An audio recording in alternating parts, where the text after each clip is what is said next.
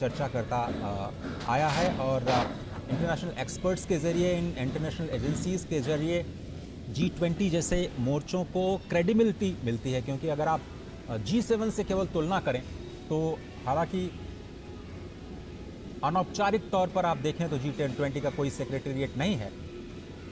Asian development bank के president Masatsugu Asakawa, जिनका भारत मंडपम में आगमन हो चुका है। पहले मेहमान आज के G20 शिखर सम्मेलन 2023 में भारत की अध्यक्षता में भारत मंडपम में प्रवेश करते हुए एशियन डेवलपमेंट बैंक के अध्यक्ष। एशियन डेवलपमेंट बैंक जो एशिया और प्रशांत क्षेत्र में समावेशी विकास की सोच को आगे बढ़ाता है, बहुत ही आवश्यक। इसी सोच के तहत ये बैंक विभिन्न देशों को वित्त भी उपलब्ध कराता है और ये विकास को भी गति देता है। इन मायनों में एशिया के विकास के लिए एशियन डेवलपमेंट बैंक अपनी भूमिका लगातार बढ़ाता रहा है। बहुत बड़ी भूमिका 21वीं सदी, एशिया की सदी, और एशिया में फाइनेंस की जो समस्या है उसको दूर करने के लिए एडीबी ने महत्वपूर्ण भूमिका निभाई और कैसे इसको और सशक्त किया जाए, कैसे इसका बेहतर कैपिटलाइजेशन किया जाए, उस पर भी फोकस एडीबी का इस वक्त आप देख रहे हैं। भारत मंडपम के अंदर की तस्वीरें, जहां पर योग मुद्राएं भारत की संस्कृति और सभ्यता से हमारे विदेशी मेहमानों को परिचित कराते हुए नजर आएंगी। प्रधानमंत्री नरेंद्र मोदी औपचारिक रूप से इन सभी नेताओं का स्वागत करेंगे। एशियन डेवलपमेंट बैंक के president Masatsugu Asakawa Bharat Mandapam में प्रवेश कर चुके हैं और अब कुछ ही पलों में प्रधानमंत्री उनका औपचारिक स्वागत करेंगे। भारत मंडपम में जिस स्थान से हमारे राष्ट्राध्यक्ष, विभिन्न मेहमान गुजरेंगे, उन्हें फ्लैग्स के द्वारा झंडे लगाकर उनका स्वागत किया जा रहा है और भारत मंडपम की खूबसूरती से दो चार होते हुए ये सभी हमारे मेहमान मुख्य स्थल तक पहुंचेंगे। तो एशियाई क्षेत्र में इंफ्रास्ट्रक्चर डेवलपमेंट को बढ़ावा देने के लिए एडीबी की बहुत ही महत्वपूर्ण भूमिका है और भारत एक बहुत ही अहम हिस्सा इस। तो प्रधानमंत्री नरेंद्र मोदी इस वक्त एशियन डेवलपमेंट बैंक के प्रेसिडेंट मासात्सुगु असाकावा का स्वागत करते हुए, और यहाँ से जो सिलसिला शुरू हुआ है ये लगातार आगे बढ़ेगा। फाइनेंशियल स्टेबिलिटी बोर्ड, वित्तीय स्थिरता बोर्ड के अध्यक्ष क्लास नॉट भारत मंडपम में प्रवेश कर चुके हैं। 2021 से ही वे एफएसबी के अध्यक्ष रहे हैं। उन्हें एक लंबा अनुभव रहा है। वे यूरोपियन सेंट्रल बैंक के गवर्निंग काउंसिल के भी सदस्य हैं, जनरल काउंसिल के भी सदस्य हैं और वे IMF के बोर्ड ऑफ गवर्नर्स के भी सदस्य हैं। प्रधानमंत्री Narendra Modi financial stability board FSB के अध्यक्ष क्लास नॉट का स्वागत करते हुए, और एफएसबी बहुत इंपॉर्टेंट इसलिए क्योंकि IMF के साथ मिलकर के इन्होंने सिंथेसिस पेपर तैयार किया है। भारत ने जो अपनी प्रेसिडेंसी में क्रिप्टो को रेगुलेशन को लेकर के प्राथमिकता दिखाई, उस पर काफ़ी इंपॉर्टेंट। और इस वक्त अंतर्राष्ट्रीय श्रम संगठन ILO के डायरेक्टर जनरल गिलबर्ट F. हाउंगबो, जिनका प्रवेश हो चुका है, वे ILO के 11वें डायरेक्टर जनरल हैं और वे पहले अफ्रीका महाद्वीप के नागरिक हैं जिन्हें ये पद मिला है। 2022 से ही वे इस पद पर आसीन हैं। अंतर्राष्ट्रीय श्रम संगठन के डायरेक्टर जनरल गिलबर्ट F. हाउंगबो का स्वागत करते हुए प्रधानमंत्री नरेंद्र मोदी, और ये हैंडशेक बहुत कुछ बयां करता है। और G20 की अध्यक्षता में मिनिस्ट्रियल कम्युनिके और आउटकम डॉक्यूमेंट जो कि लेबर पर है, उसको भी स्वीकार किया गया है। अंतर्राष्ट्रीय मुद्रा कोष IMF की मैनेजिंग डायरेक्टर क्रिस्टलिना जॉर्जिवा, जो वर्ल्ड बैंक की CEO भी रह चुकी हैं और 3 महीने के लिए इंटरिम प्रेसिडेंट भी वर्ल्ड बैंक ग्रुप की रह चुकी हैं, और कल हमने देखा कि जब इनका आगमन हुआ था हवाई अड्डे पर तो भारत की संस्कृति को देख वे बेहद आनंदित हो रही थी, स्वयं भी नृत्य में जुड़ रही थी। और इसी जोश और उत्साह के साथ अंतर्राष्ट्रीय मुद्रा कोष की मैनेजिंग डायरेक्टर क्रिस्टलिना जॉर्जिवा का प्रवेश भारत मंडपम में। अरे बड़ा ही इंपॉर्टेंट स्टेटमेंट इन्होंने दिया कल ही कि इंडिया जो है एक शाइनिंग एग्जाम्पल है in a world of facing many uncertainties and the robust economic growth is primarily rooted in the significant structural reforms that India have overtaken. प्रधानमंत्री नरेंद्र मोदी IMF के चीफ का स्वागत करते हुए, और आईएमएफ की अध्यक्षता में बहुत सारे मुद्दों पर मंथन हुआ और भारत की प्रेसिडेंसी की जो प्राथमिकताएं हैं, आईएमएफ ने खुल करके उनका स्वागत किया और प्रेसिडेंसी को पूरा समर्थन आईएमएफ ने जताया है। आईएमएफ के कई सारे सिंथेसिस पेपर भी G20 लीडर्स की समीक्षा के लिए पहुंच चुके हैं। तो विभिन्न राष्ट्राध्यक्षों का पहुंचना जारी। संयुक्त राष्ट्र के सेक्रेटरी जनरल एंटोनियो गुटेरेस, जो इससे पहले United Nations high commissioner for refugees के कमिश्नर भी रह चुके हैं, 10 साल तक वे वंचित और संवेदनशील समूहों, उनके मुश्किलों को बहुत करीब से महसूस करते रहे हैं। ये ज्ञात रहे कि जब वो कमिश्नर फॉर रेफ्यूजीज थे, उस वक्त सीरिया, इराक, सूडान, यमन, इनके विस्थापितों का दर्द भी उन्होंने करीब से देखा है। वे पुर्तगाल के प्रधानमंत्री भी रह चुके हैं और सेक्रेटरी जनरल के तौर पर उन्होंने कई महत्वपूर्ण कार्य किए हैं, कई महत्वपूर्ण शुरुआत की हैं। और G20 की अध्यक्षता के लिहाज से ये समझना जरूरी है कि कल ही उन्होंने बड़ा बयान दिया कि यूनाइटेड नेशंस में भी रिफॉर्म के लिए वो तैयार हैं। यूनाइटेड नेशंस के चीफ के तौर पर ये बड़ा बयान, भारत की प्रेसिडेंसी में आना और भारत की प्रेसिडेंसी को समर्थन देना यूनाइटेड नेशंस की तरफ से एक बड़ा बयान। तो प्रधानमंत्री नरेंद्र मोदी इस वक्त सेक्रेटरी जनरल एंटोनियो गुटेरेस का स्वागत करते हुए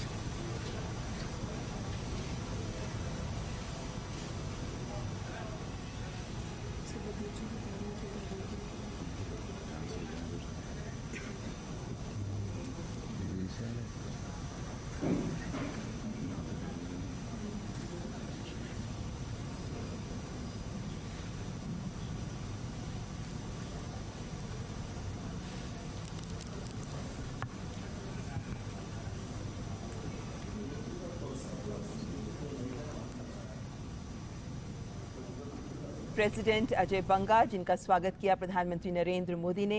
वे पहले श्वेत व्यक्ति हैं जिन्हें आईएमएफ और वर्ल्ड बैंक दोनों की अध्यक्षता उन्होंने संभाली है।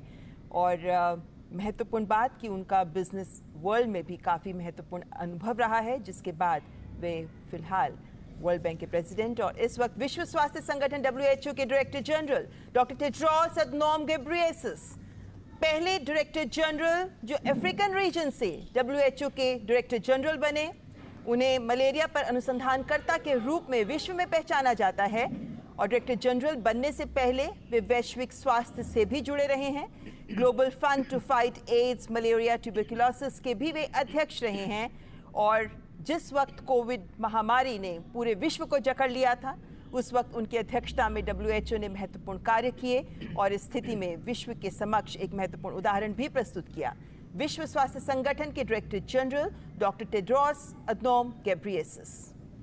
G20 की अध्यक्षता में वन हेल्थ अप्रोच पर एक बड़ा फोकस और WHO की इसमें बहुत ही महत्वपूर्ण भूमिका।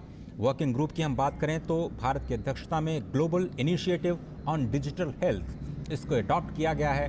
वो लीडर्स के समिट के दौरान उसे रखा जाएगा और अगर उसको समर्थन मिलता है तो ये विश्व के स्वास्थ्य को और ज़्यादा समावेशी बनाने के लिए और ज़्यादा एक्सेसिबल बनाने के लिए और ज़्यादा अफोर्डेबल बनाने के लिए बहुत बड़े मील का पत्थर साबित होगा। प्रधानमंत्री नरेंद्र मोदी WHO के director general doctor Tedros Adhanom Ghebreyesus का स्वागत करते हुए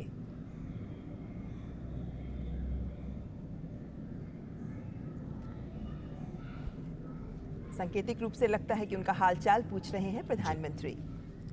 और अब स्क्रीन पर आप देख सकते हैं OECD यानी आर्थिक सहयोग और विकास संगठन के सेक्रेटरी जनरल मथियास कामन, जो ऑस्ट्रेलिया के वित्त मंत्री भी रह चुके हैं, प्रधानमंत्री नरेंद्र मोदी उनका स्वागत करते हुए। इंटरनेशनल टैक्सेशन और कैपेसिटी बिल्डिंग में OECD की बहुत ही महत्वपूर्ण भूमिका, उनके रिपोर्ट से बहुत ज़्यादा मदद मिलती है और जो G20 के वर्किंग ग्रुप हैं उनको अपनी चर्चाओं को और आगे बढ़ाने के लिए बहुत ही इंपॉर्टेंट इंटरनेशनल ऑर्गेनाइजेशंस जो कि इनवाइट किए जाते हैं G20 के सम्मेलन में बहुत ही ख़ास इनपुट्स के लिए, जो डिसीजन मेकिंग में बहुत ही अहम भूमिका निभाते हैं।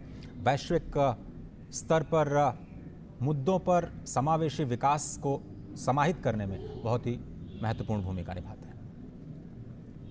और वर्ल्ड ट्रेड ऑर्गेनाइजेशन के डायरेक्टर जनरल गोजी ओकोंजो इवियाला, जो पहली महिला डायरेक्टर जनरल रही हैं WTO की और पहली अफ्रीकी नागरिक जिन्हें WTO की अध्यक्षता मिली है, गोजी ओकोंजो इवियाला, जो ग्लोबल फाइनेंस एक्सपर्ट हैं, इकोनॉमिस्ट हैं, Asia, Africa, Europe, Latin America, north America में काम करने का इन्हें 40 वर्षों का अनुभव रहा है और अंतर्राष्ट्रीय विकास के विशेषज्ञ इन्हें माना जाता है और फिलहाल WTO की अध्यक्षता संभाल रही हैं।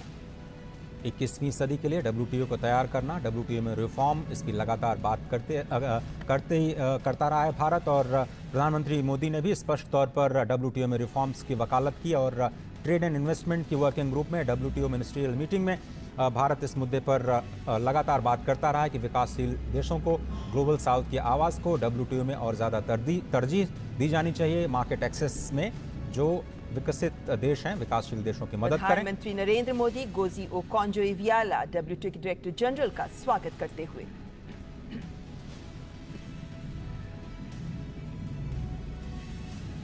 इस वक्त अंतर्राष्ट्रीय संगठनों के अध्यक्ष जिनका आगमन हो रहा है और अफ्रीकन यूनियन, अफ्रीकी संघ के अध्यक्ष, कोमोरोस के राष्ट्रपति अजाली असुमानी इस वक्त मंडपम में प्रवेश करते हुए अफ्रीकी संघ, जिसको इस शिखर सम्मेलन में सदस्यता मिल सकती है, प्रधानमंत्री नरेंद्र मोदी अफ्रीकी संघ के अध्यक्ष अजाली असुमानी का स्वागत करते हुए। और जिस तरीके से गले लगकर गर्मजोशी के साथ हैंडशेक किया जा रहा है, ये बताती है कि अफ्रीकी संघ को G20 शिखर सम्मेलन में सदस्यता मिलने के आसार पूरे हैं। बिल्कुल, ये बड़ी खबर आ सकती है दिल्ली डिक्लेरेशन के बाद कि अफ्रीकन यूनियन को शामिल किया गया है। बहुत ही इंपॉर्टेंट स्टेटमेंट शायद दिल्ली से निकल सकता है। अभी तक अंतर्राष्ट्रीय संगठनों के अध्यक्ष जिनका स्वागत हो रहा था और अब आमंत्रित देशों के प्रतिनिधि और अध्यक्ष, राष्ट्राध्यक्ष जिनका स्वागत करेंगे प्रधानमंत्री नरेंद्र मोदी।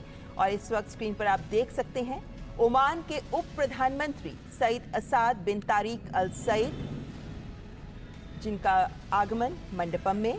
ओमान की कैबिनेट में सुल्तान के बाद दूसरे सबसे वरिष्ठ अधिकारी उप प्रधानमंत्री ही होते हैं और ऐसे में अपने देश ओमान का G20 में आमंत्रित देश के तौर पर प्रतिनिधित्व कर रहे हैं ओमान के उप प्रधानमंत्री। अतिथि देवो भव की अवधारणा को जमीन पर उतारते हुए भारत मंडपम में G20 की अध्यक्षता और शिखर सम्मेलन से ठीक पहले सबसे पहले अंतर्राष्ट्रीय संस्थान और उसके बाद अतिथि राष्ट्र, उनका स्वागत, ये हमारी परंपरा और बहुत ही इम्पॉर्टेंट इन अतिथि देशों का G20 की बैठकों में शामिल होना एक ग्लोबल इम्पॉर्टेंस उनके लिए। तो प्रधानमंत्री नरेंद्र मोदी ओमान के उप प्रधानमंत्री सईद असाद बिन तारिक अल सईद का स्वागत करते हुए। फॉर्मल फोटो ऑप और आमंत्रित देशों की फहरिस्त में बांग्लादेश की प्रधानमंत्री शेख हसीना, जिनका आगमन हो गया है।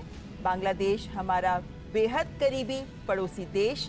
कल ही प्रधानमंत्री की बांग्लादेश के साथ द्विपक्षीय वार्ता भी हुई और शेख हसीना, प्रधानमंत्री शेख हसीना और प्रधानमंत्री नरेंद्र मोदी के बीच इस द्विपक्षीय वार्ता में पीपल टू पीपल कॉन्टैक्ट को बढ़ाना, कमर्शियल लिंकेजेस को बढ़ाना, कनेक्टिविटी को बढ़ाने पर बातचीत हुई। प्रधानमंत्री नरेंद्र मोदी बांग्लादेश की प्रधानमंत्री शेख हसीना का औपचारिक स्वागत करते हुए।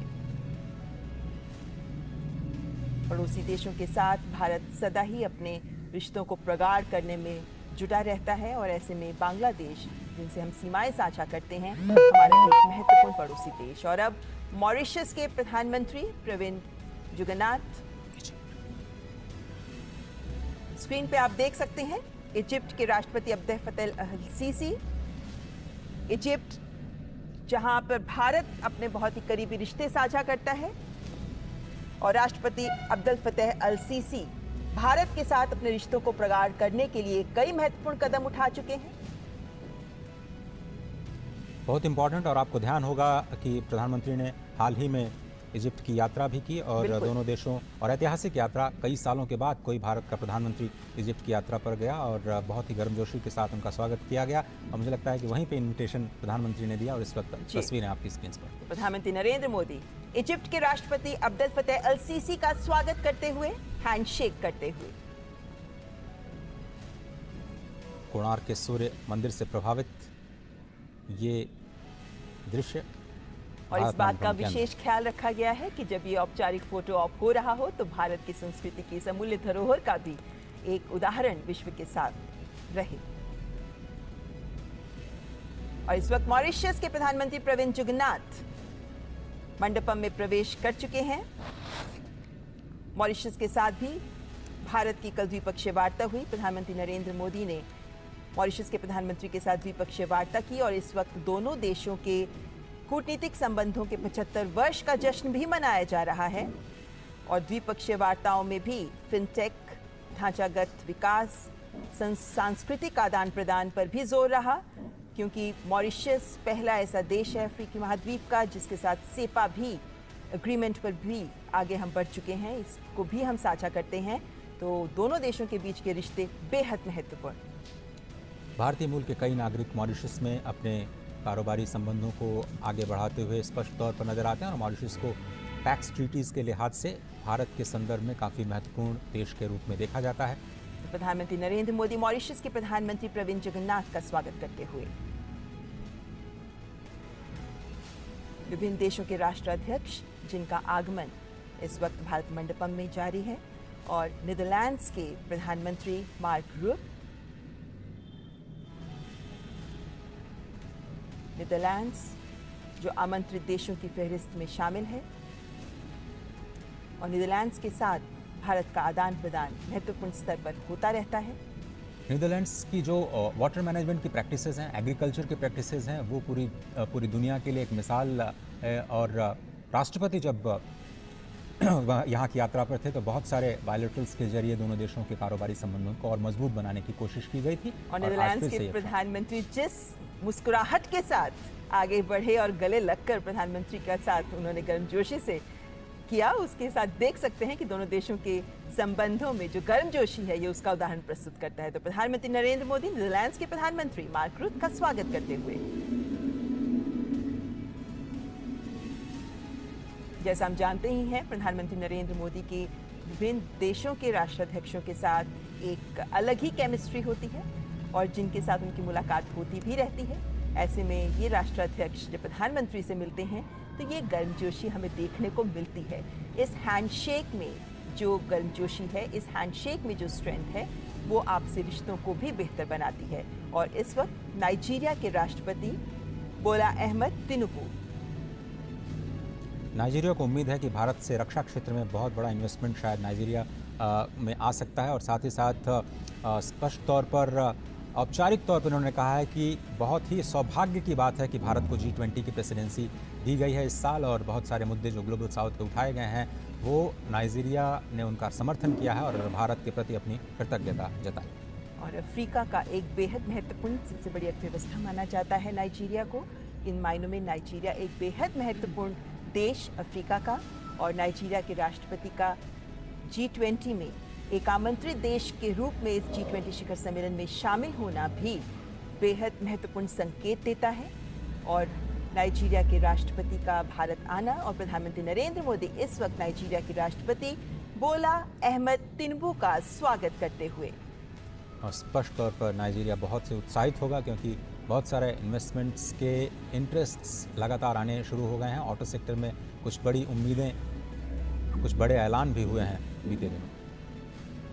सिंगापुर के प्रधानमंत्री ली शिएन लूंग, और हम जानते हैं कि सिंगापुर के प्रधानमंत्री के साथ प्रधानमंत्री नरेंद्र मोदी बहुत बेहतर केमिस्ट्री रखते हैं, और ऐसे में सिंगापुर के प्रधानमंत्री का भी एक आमंत्रित देश के तौर पर G20 शिखर सम्मेलन में शामिल होना स्वाभाविक है।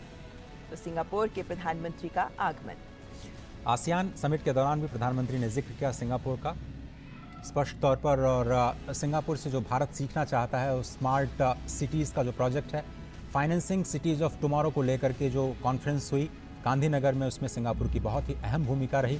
गिफ्ट सिटी जो बनाया गया है गांधीनगर में, उसमें भी सिंगापुर एक अहम भागीदार के रूप में सामने आया है। तो सिंगापुर के प्रधानमंत्री ली शिएन लूंग का स्वागत किया प्रधानमंत्री ने, और विभिन्न देशों के राष्ट्राध्यक्षों का आगमन जारी है और उनका औपचारिक स्वागत प्रधानमंत्री नरेंद्र मोदी के द्वारा 18वें G20 शिखर सम्मेलन के दौरान किया जा रहा है। और ये योग वॉल जिसके आगे से सभी राष्ट्राध्यक्ष गुजर रहे हैं, महत्वपूर्ण। स्पेन की उपराष्ट्रपति नाडिया कैल्विनो सेंटामारिया।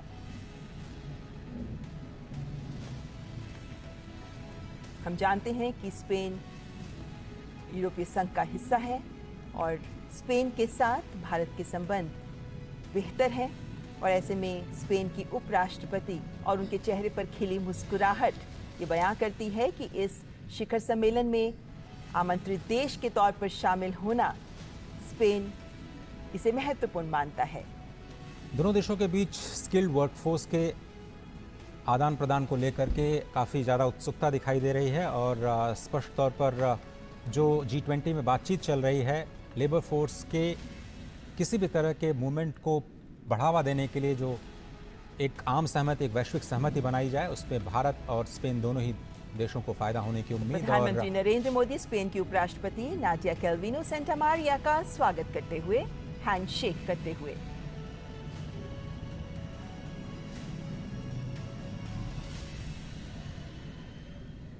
नौ आमंत्रित देश इस बार 18वें G20 शिखर सम्मेलन में भारत की ओर से विशेष रूप से आमंत्रित देश, जिनमें आखिरी देश है यूएई, संयुक्त अरब अमीरात।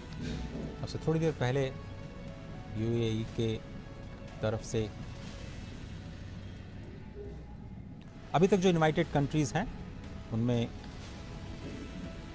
तो आपकी स्क्रीन पे आप देख सकते हैं यूएई यानी संयुक्त अरब अमीरात के राष्ट्रपति शेख मोहम्मद बिन जायद अल नहयान मंडपम में प्रवेश करते हुए। संयुक्त अरब अमीरात एक बेहद महत्वपूर्ण देश, विशेष रूप से आर्थिक रूप से अगर हम बात करते हैं, तेल संसाधनों के कारण और अन्य कूटनीतिक कारणों से भी भारत का महत्वपूर्ण सहयोगी देश संयुक्त अरब अमीरात। फ्री ट्रेड एग्रीमेंट को लेकर के दोनों देश काफ़ी ज़्यादा उत्साहित, और हाल ही में जो FTA किया गया है भारत की तरफ से, उसका फ़ायदा अब ज़मीन पर दिखने लगा है, रोजगार के लिहाज से, GDP के लिहाज से, और दोनों देशों के बीच जो ट्रेड रिलेशंस हैं इसको बढ़ाने में इस FTA की बहुत अहम भूमिका रही है। और बहुत सारे भारतीय सऊदी अरब में जो कार्य करते हैं उनको लेकर के लेवल प्लेइंग फील्ड दी जाए और उनको असिस्टेंस दिया जाए, और आप केमिस्ट्री स्पष्ट तौर पर देख सकते हैं। तो प्रधानमंत्री नरेंद्र मोदी यूएई यानी संयुक्त अरब अमीरात के राष्ट्रपति शेख मोहम्मद बिन जायद अल नहयान का स्वागत करते हुए न केवल हैंडशेक बल्कि दोनों हाथों से उनके हाथों को थामते हुए उन्हें गले लगाते हुए। तब तक 9 आमंत्रित देश Oman, Bangladesh, Egypt, Mauritius, Netherlands, Nigeria, Singapore, Spain और यूएई, इन 9 आमंत्रित देशों के राष्ट्राध्यक्ष अब भारत मंडपम में प्रवेश कर चुके हैं, और अब बारी है G20 के सदस्य देशों। हम जानते हैं कि G20 के सदस्य देशों में भारत समेत 19 देश और साथ में यूरोपीय संघ शामिल है, और इन विभिन्न देशों के राष्ट्राध्यक्षों का भी अब एक एक कर प्रधानमंत्री नरेंद्र मोदी स्वागत करेंगे।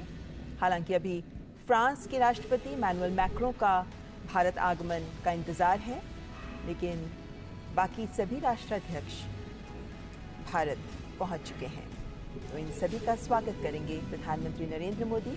और भारत मंडपम अपनी पूरी खूबसूरती के साथ इस वक्त मौसम की भी खूबसूरती को समेटे हुए यहाँ अपने विदेशी मेहमानों का स्वागत कर रहा है।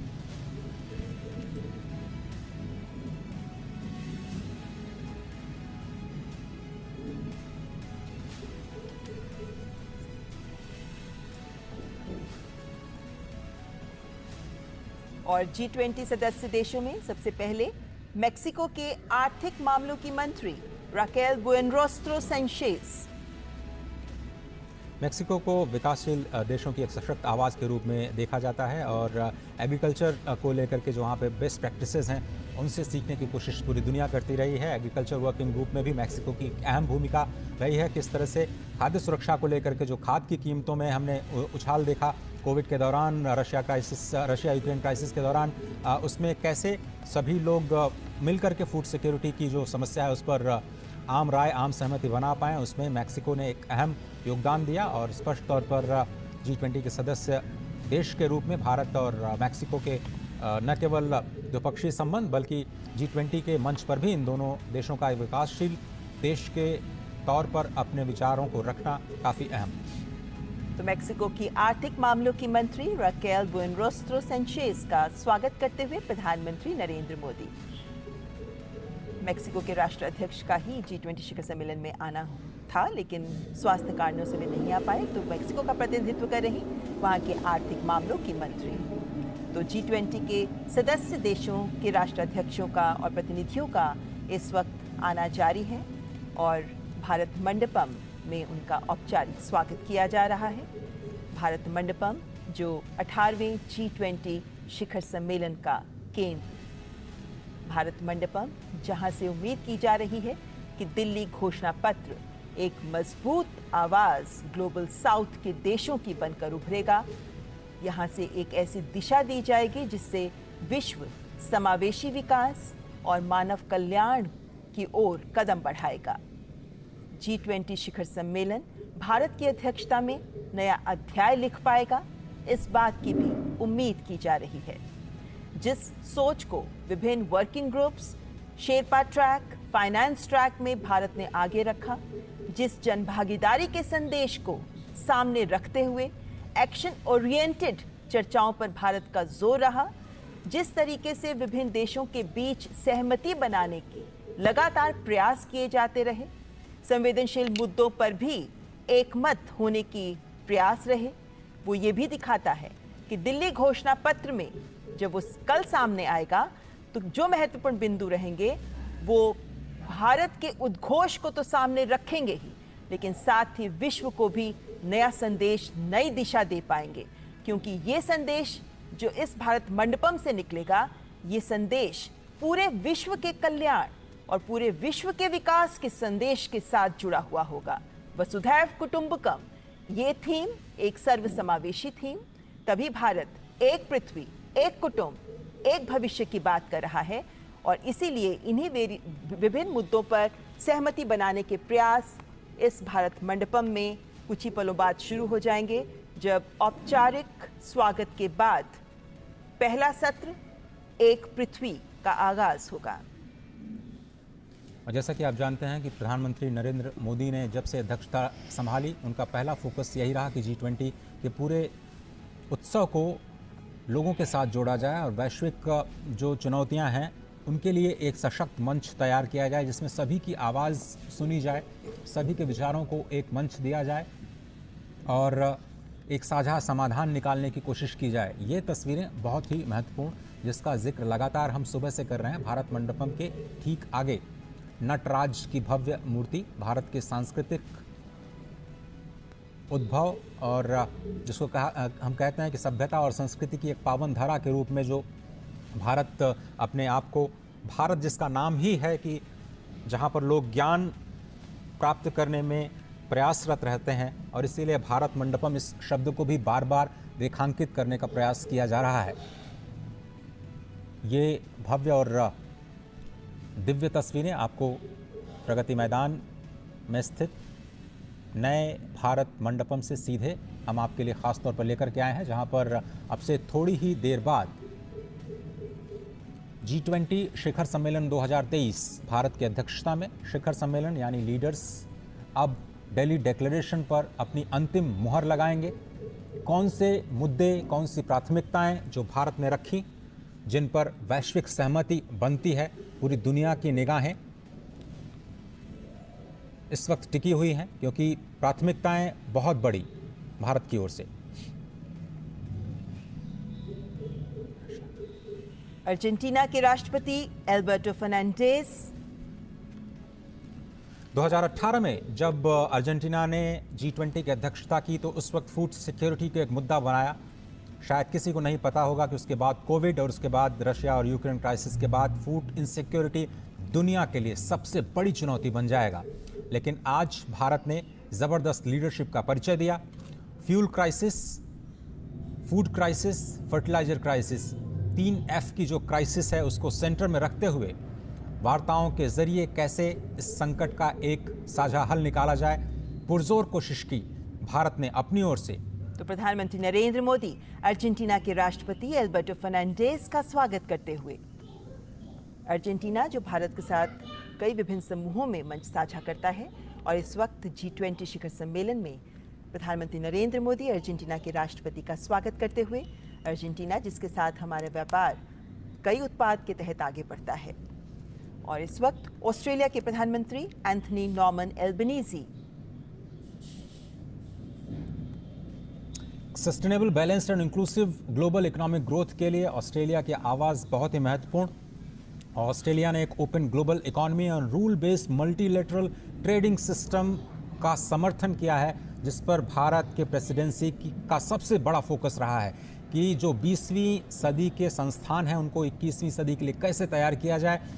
खुले तौर पर ऑस्ट्रेलिया ने समर्थन किया है कि जो रिफॉर्म्स हैं मल्टीलेटरल इंस्टीट्यूशंस का होना चाहिए, उस पर कई सारे पेपर्स आ चुके हैं। भारत की ओर से इंडिपेंडेंट एक्सपर्ट ग्रुप ने अपनी पहली रिपोर्ट भी सौंप दी है। दूसरी रिपोर्ट शायद अक्टूबर में आएगी, जिसका असर आने वाले दिनों में आपको प्रेसिडेंसी के दौरान दिखाई दे सकता है।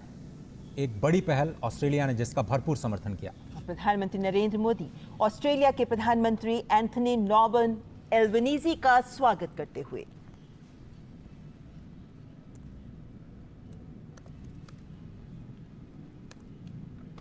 ऑस्ट्रेलिया जिसके साथ भारत अपने संबंधों को विभिन्न स्तरों पर आगे बढ़ा रहा है और इस वक्त ऑस्ट्रेलियन प्रधानमंत्री एंथनी एल्बनीजी का प्रधानमंत्री ने स्वागत किया। और इस वक्त G20 के सदस्य देशों के राष्ट्राध्यक्ष, जिनमें कनाडा के प्रधानमंत्री जस्टिन पियर जेम्स ट्रूडो का आगमन। G20 शिखर सम्मेलन पर आने से पहले जस्टिन ट्रूडो ने कई महत्वपूर्ण बयान दिए हैं, लेकिन देखना होगा कि G20 शिखर सम्मेलन में जो चर्चाएं आगे बढ़ेंगी उनमें कनाडा के प्रधानमंत्री क्या पक्ष लेते हैं। तो कनाडा के प्रधानमंत्री जस्टिन पियर जेम्स ट्रूडो का स्वागत करते हुए प्रधानमंत्री नरेंद्र मोदी। और भारत ने स्पष्ट तौर पर कहा है कि जो राजनीतिक या भू राजनीतिक परिस्थितियां हैं उनको भारत ने G20 के विकास के मुद्दे पर हावी नहीं होने दिया। और यही शायद भारत के G20 प्रेसिडेंसी की सबसे बड़ी सफलता कही जा सकती है, क्योंकि ऐसा लग रहा था बहुत सारे देशों को कि शायद भारत कहीं दबाव में झुक न जाए, लेकिन भारत ने स्पष्ट तौर पर किसी का भी बिना कोई पक्ष लिए निष्पक्ष तौर पर इस अध्यक्षता को स्पष्ट तौर पर एक लीडरशिप के तौर पर संभाला। और भारत ने अपनी ओर से बिल्कुल साफ कर दिया कि वो किसी भी तरह के जो भू राजनीतिक परिस्थितियां हैं उनको इस वार्ता पर हावी नहीं होने देगा, क्योंकि ये एक मंच है वैश्विक विकास के मुद्दों को समाधान देने का, एक साझा हल ढूंढने का। और इस वक्त यूरोपियन यूनियन कमीशन की president Ursula von der Leyen. जैसा कि आपको पता है कि 19 देशों के साथ यूरोपियन यूनियन कमीशन बहुत ही इंपॉर्टेंट, और भारत और यूरोपियन यूनियन के बीच इस वक्त हम फ्री ट्रेड एग्रीमेंट की बात कर रहे हैं। सबसे बड़ा ब्लॉक आप देखें, भारत के कारोबारी संबंध लगातार प्रगाढ़ होते रहे हैं। 2018 के बाद देखें तो जो हिस्सेदारी है भारत की European Union as a bloc के साथ, वो करीब करीब दोगुनी हो गई है। 8% से बढ़कर के 18% की हिस्सेदारी कारोबार में स्पष्ट तौर पर नजर आई है। और यूरोपियन यूनियन के साथ कारोबारी संबंधों को और ज़्यादा मजबूत बनाना द्विपक्षीय तौर पर ये भारत की प्राथमिकता। फ्री ट्रेड एग्रीमेंट पर हम बात कर रहे हैं, बायलैटरल एंगेजमेंट्स भी होने हैं प्रधानमंत्री नरेंद्र मोदी के साथ, लेकिन G20 में यूरोपियन यूनियन की महत्वपूर्ण भूमिका। पूरे यूरोप की तरफ से एक मात्र सदस्य जो पूरे यूरोप का प्रतिनिधित्व करता है G20 के इस बहुत ही खास मंच का। तो यूरोपियन यूनियन की कमीशन की president Ursula von der Leyen, जिनका प्रधानमंत्री नरेंद्र मोदी के द्वारा स्वागत किया जा रहा है। यूरोपियन यूनियन काउंसिल की तरफ से उर्सुला वॉन डेर लायन, और यूरोपियन यूनियन कमीशन की तरफ से यूरोपियन यूनियन काउंसिल के प्रेसिडेंट शार्ल मिशेल, जो कि यूरोपियन यूनियन कमीशन के प्रेसिडेंट हैं और इस वक्त आपकी स्क्रीन पर नजर आ रहे थे। यूरोपियन यूनियन काउंसिल के प्रेसिडेंट शार्ल्स मिशेल, उनका स्वागत प्रधानमंत्री नरेंद्र मोदी के द्वारा। यूरोपियन यूनियन G20 में फिलहाल इकलौता संघ, जिसके बाद अफ्रीकी संघ के शामिल होने के बाद कह सकते हैं कि G20 में 2 संघ हो जाएंगे, 19 देश और 2 संघ। लेकिन फिलहाल 19 देशों के साथ G20 में यूरोपियन यूनियन एक संघ के तौर पर शामिल है।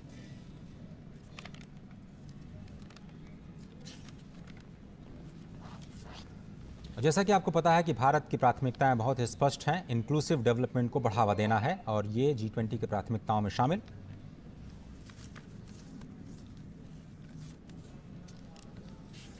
जर्मनी के चांसलर ओलाफ शॉल्स का।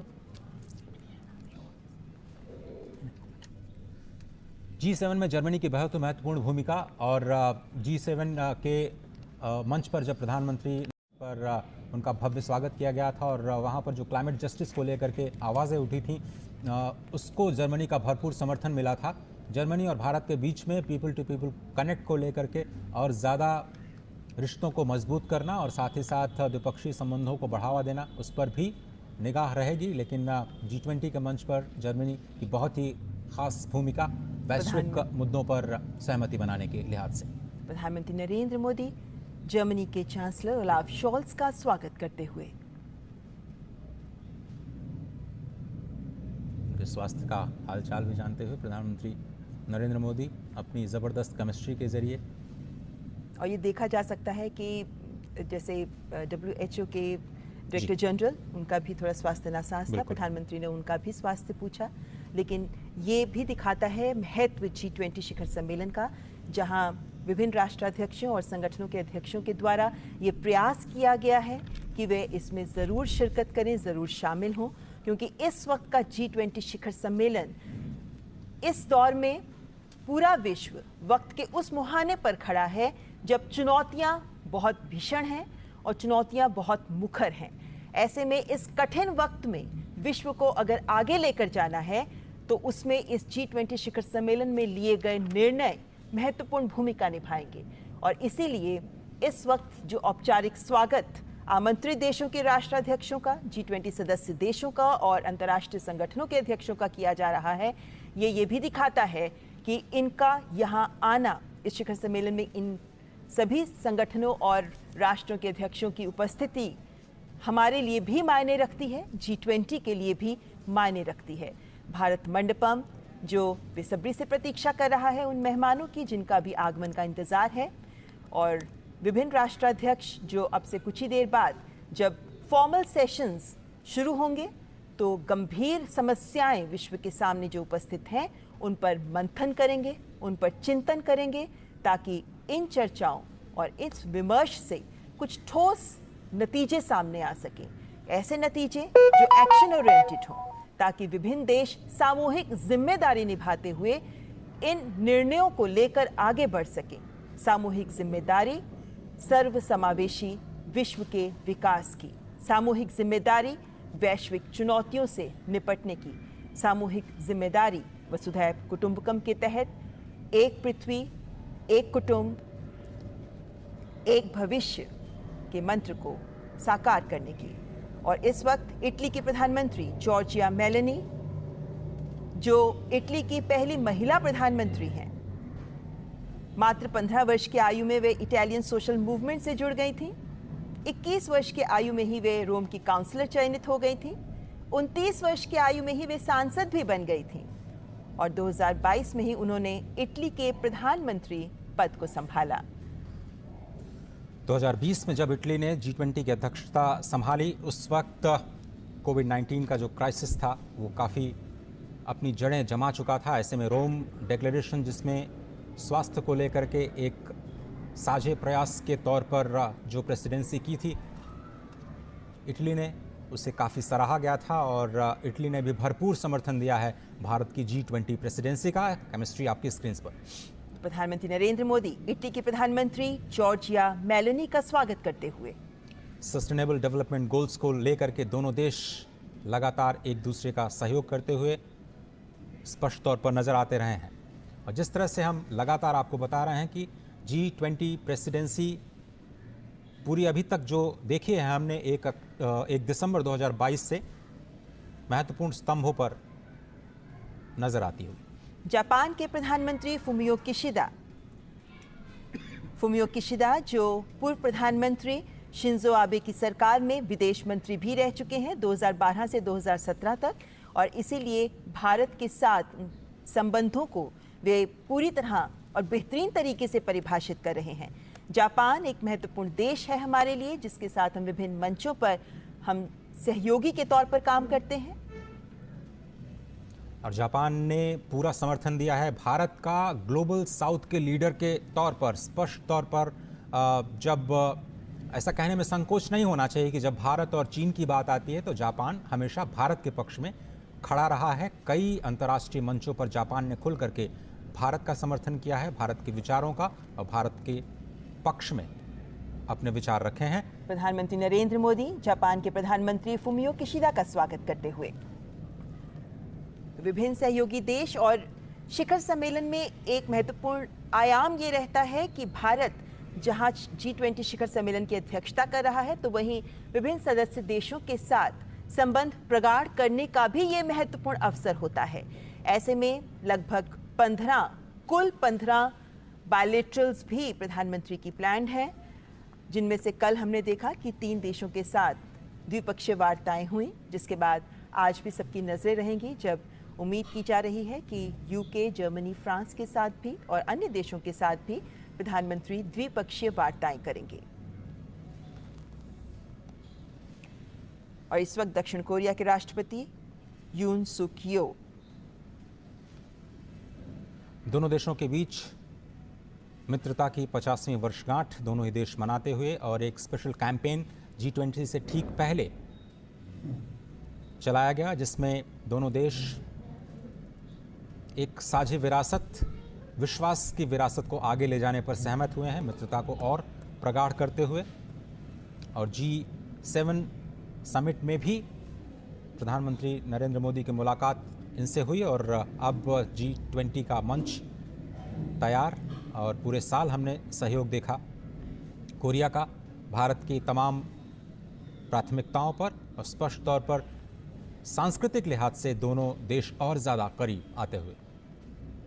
तो दक्षिण कोरिया के राष्ट्रपति यून सुक योल, जिनका स्वागत कर रहे हैं प्रधानमंत्री नरेंद्र मोदी, तो कई सदस्य देश जिनके आगमन का इंतजार, और प्रधानमंत्री नरेंद्र मोदी विशेष रूप से इस औपचारिक स्वागत कार्यक्रम को आगे बढ़ाते हुए G20 शिखर सम्मेलन, जिससे पूरे विश्व को उम्मीदें हैं, और जिन देशों को यहाँ G20 शिखर सम्मेलन में जिनके फ्लैग्स हम देख सकते हैं मंडपम के बाहर सजे हुए, लेकिन इन सभी देशों के ऊपर जिम्मेदारी है, ये जिम्मेदारी है कि इस शिखर सम्मेलन से कुछ ठोस निकलकर सामने आए, कुछ ऐसा निकलकर सामने आए जो विश्व के विकास को गति दे सके। इस वक्त कोविड महामारी से कितने ही देश हैं जो उबर रहे हैं। इस वक्त कोविड महामारी के बाद विभिन्न देशों की अर्थव्यवस्थाएं चरमराई हुई हैं। ऐसे में सभी देशों को एकजुट होकर आगे बढ़ने का आह्वान कर रहा है भारत इस भारत मंडपम से। और इस वक्त दक्षिण अफ्रीका के राष्ट्रपति एम सिरिल रामाफोसा एक महत्वपूर्ण शख्सियत हैं। श्री एम सिरिल रामाफोसा जो रंग भेद विरोधी कार्यकर्ता रहे हैं, ट्रेड यूनियन के नेता रहे हैं, पेशे से व्यापारी भी रहे हैं। 2014 से 2018 तक आप दक्षिण अफ्रीका के उपराष्ट्रपति रहे और अब दक्षिण अफ्रीका के राष्ट्रपति के पद पर विराजमान। और G20 शिखर सम्मेलन में दक्षिण अफ्रीका के राष्ट्रपति एम सिरिल रामाफोसा का आगमन।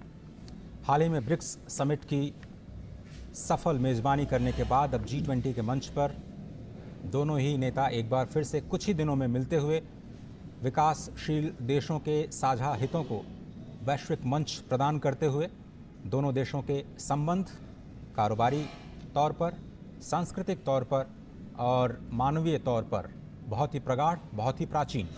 प्रधानमंत्री नरेंद्र मोदी दक्षिण अफ्रीका के राष्ट्रपति एम सिरिल रामाफोसा का स्वागत करते हुए, हैंडशेक करते हुए, फॉर्मल फोटो ऑप देते हुए।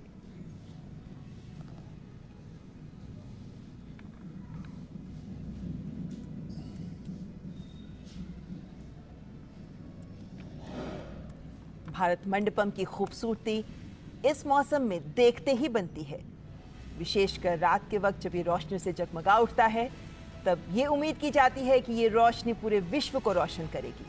और ऐसे में आज जब मौसम भी बेहद सुहावना है, ये दिखाता है कि दिल्ली मौसम के साथ भी तैयार है अपने गणमान्य अतिथिगण का स्वागत करने के लिए। ये विभिन्न देशों के राष्ट्राध्यक्ष जो शक्तिशाली नेता हैं, और ये विभिन्न राष्ट्र जो वैश्विक अर्थव्यवस्था में शक्तिशाली राष्ट्र के रूप में विराजमान हैं, इन सभी राष्ट्रों का और राष्ट्राध्यक्षों का एक ही मंच पर आज उपस्थित होना महत्वपूर्ण संकेत। और इस वक्त तुर्की के राष्ट्रपति रिसेप तैयप एर्दोआन का भारत मंडपम में आगमन। 2003 से 2014 तक आप तुर्की के प्रधानमंत्री रहे हैं। इससे पहले आप इस्तांबुल के मेयर भी रहे हैं और अब तुर्की के राष्ट्रपति के तौर पर महत्वपूर्ण जिम्मेदारी निभाते हुए और G20 के मंच पर अपने देश को प्रस्तुत करते हुए। तुर्की ने 2015 में G20 की अध्यक्षता संभाली थी और उस वक्त इंक्लूसिवनेस, इन्वेस्टमेंट और इम्प्लीमेंटेशन के 3I के इर्द गिर्द पूरी की पूरी प्रेसिडेंसी तुर्की की थी। और भारत की प्रेसिडेंसी में इंक्लूसिव एक पहला एजेंडा जिसको कहा जा सकता है और एक्शन ओरिएंटेड जो हमारा अंतिम एजेंडा है जिसको आप इम्प्लीमेंटेशन के साथ जोड़ सकते हैं। तो दोनों ही प्रेसिडेंसी में काफ़ी समानता दिखाई देती हुई और बहुत ही।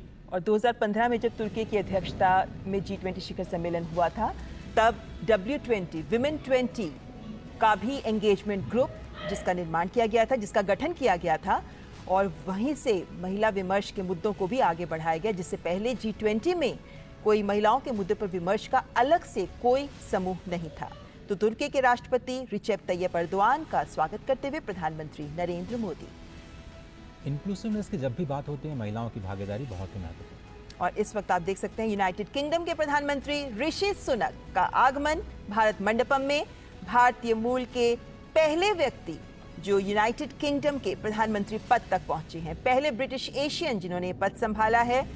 और आप पहले राजकोष के चांसलर भी रह चुके हैं, ट्रेजरी के मुख्य सचिव भी रहे देश में और अब यूनाइटेड किंगडम के प्रधानमंत्री पद को संभालते हुए ऋषि सुनक, हमने देखा कि कल जैसे ही वे हवाई जहाज से उतरे उन्होंने सबसे पहले प्रणाम किया और इस वक्त प्रधानमंत्री नरेंद्र मोदी गर्मजोशी के साथ गले मिलते हुए ऋषि सुनक के साथ और हैंडशेक करते हुए औपचारिक स्वागत। G20 का समर्थन और सबकी निगाहें होंगी भारत यूके FTA वार्ता पर जो कि बहुत ही फाइनल स्टेज में है और दोनों नेता इसको अंतिम रूप दे सकते हैं। पूरी दुनिया की निगाहें इस पर होंगी कि भारत यूके FTA को लेकर के दोनों देश कैसे आगे बढ़ते हैं और G20 के सभी मुद्दों पर समर्थन करते हुए ऋषि सुनक स्पष्ट तौर पर, खुले तौर पर, औपचारिक तौर पर भारत का समर्थन और प्रधानमंत्री नरेंद्र मोदी की लीडरशिप की तारीफ कर चुके हैं।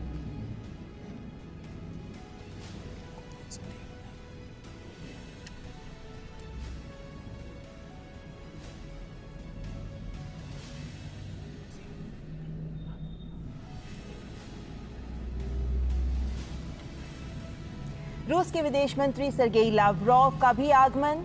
व्लादिमीर पुतिन नहीं आ पाए, उनकी जगह सर्गेई लावरोव रूस का प्रतिनिधित्व करते हुए। रूस एक शक्तिशाली देश जिसकी आवाज़ G20 शिखर सम्मेलन में महत्वपूर्ण रहेगी, बहुत ही महत्वपूर्ण रहेगी और शायद पूरी दुनिया ये देखना चाहेगी कि रूस का क्या रुख रहा है भारत की प्राथमिकताओं को लेकर के और भारत की प्रेसिडेंसी में जो रशिया के कंसर्न्स हैं फूड सिक्योरिटी के मोर्चे पर या दूसरे जियोपॉलिटिकल टेंशन के मोर्चे पर उसको फाइनल डिक्लेरेशन में किन शब्दों में परिभाषित किया जाएगा, क्योंकि यही वो पैराग्राफ होगा रशिया यूक्रेन क्राइसिस को लेकर के जिसमें सभी लोग ये पढ़ना चाहेंगे, रीड बिटवीन द लाइंस करना चाहेंगे कि क्या कुछ भारत की प्राथमिकताओं में शामिल रहा है। और अगर हम बाली डिक्लेरेशन की बात करें तो भारत का कहना है कि हम इस मुद्दे को बाली डिक्लेरेशन में जो अडॉप्ट किया गया था नेताओं के द्वारा उसको वहीं पर छोड़ना चाहते हैं और G20 की प्रेसिडेंसी में भारत विकास के मुद्दों को शामिल करना चाहता है, उस पर फोकस करना चाहता है क्योंकि ये एक इकोनॉमिक फोरम है। जियोपॉलिटिकल टेंशंस को स्थान देने का इस फोरम, इसे एक मंच नहीं बनाया जा सकता, इसलिए ये मुद्दा बहुत ही इंपॉर्टेंट रहने वाला है। और लगातार हम कल से देख रहे हैं कि फॉरेन मीडिया भारतीय प्रतिनिधियों से भी बात कर रहा है कि कैसे इस मुद्दे को देखा जाएगा। और वैसे देखें तो बाली डिक्लेरेशन में भी रूस यूक्रेन संघर्ष के मुद्दे पर अंत में जाकर सहमति बन पाई थी, जिसके बाद सही शब्दों के साथ पंक्तियों को जोड़ा गया था और बाली डिक्लेरेशन सामने आया था। लेकिन उम्मीद की जा रही है कि इस बार भारत जिस तरीके से पूरे विश्व के विकास की बात कर रहा है, ऐसे में विभिन्न देश अपने सोच और एजेंडे को एक तरफ रखते हुए विश्व की बेहतरी के लिए एकजुट होने का आह्वान में भारत के साथ जुड़ेंगे।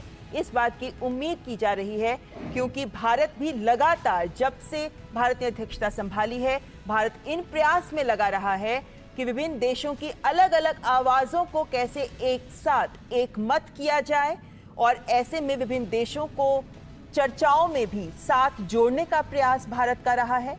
और इस वक्त जाहिर है कि रूस के विदेश मंत्री क्योंकि पहुंच चुके हैं। उसके बाद जब चर्चाओं में वे शिरकत करेंगे तो रूस यूक्रेन संघर्ष का मुद्दा दिल्ली डिक्लेरेशन में किन शब्दों के साथ रखा जाता है, किस हद तक जगह मिल पाती है, उस पर सहमति बनाने पर भारत का और विभिन्न देश जो भारत के साथ इस मुहिम में जुटे हुए हैं कि इस दिल्ली डिक्लेरेशन को फाइनल किया जाए और सही तरीके से भारत विश्व के विकास को लेकर जो आवाज बुलंद कर रहा है, ग्लोबल साउथ के हितों को साथ लेकर आगे बढ़ने की बात कर रहा है, उसको साथ मिल सके और सार्थक तरीके से उसे दिल्ली घोषणा पत्र में शामिल किया जा सके, इसका प्रयास भारत तथा अन्य देश भी G20 शिखर सम्मेलन में कर रहे हैं। क्योंकि कहीं ना कहीं ये जिम्मेदारी सभी देशों पर आती है कि अपनी सोच, अपने स्वार्थ को दरकिनार करते हुए इस वक्त विश्व की बेहतरी के लिए, विश्व कल्याण के लिए सोचें और आगे बढ़ें ताकि कुछ ठोस एक्शन ओरिएंटेड एजेंडे सामने आ सके। तो भारत नहीं चाहता कि G20 को मंच बनाया जाए इस तरह की भू राजनीतिक जो टिप्पणियां हैं उसको लेकर के। बहुत सारे देशों ने ये कोशिश की दबाव बनाने की कि रशिया को लेकर के भारत की प्रेसिडेंसी की ओर से दबाव बनाया जाए। भारत ने दो टूक मना कर दिया। ये एक विकास से संबंधित मुद्दों पर विचार विमर्श करने का मंच है और इसको कूटनीतिक मसलों के लिए इस्तेमाल नहीं किया जा सकता और भारत कम से कम ऐसा नहीं करने देगा। बहुत सारे मुद्दों पर ज़रूर बात हुई और अंत तक ये मुद्दा हमने अपनी प्राथमिकता में शामिल रखा कि जो विकास के मुद्दे हैं वो कहीं पीछे न रह जाएं।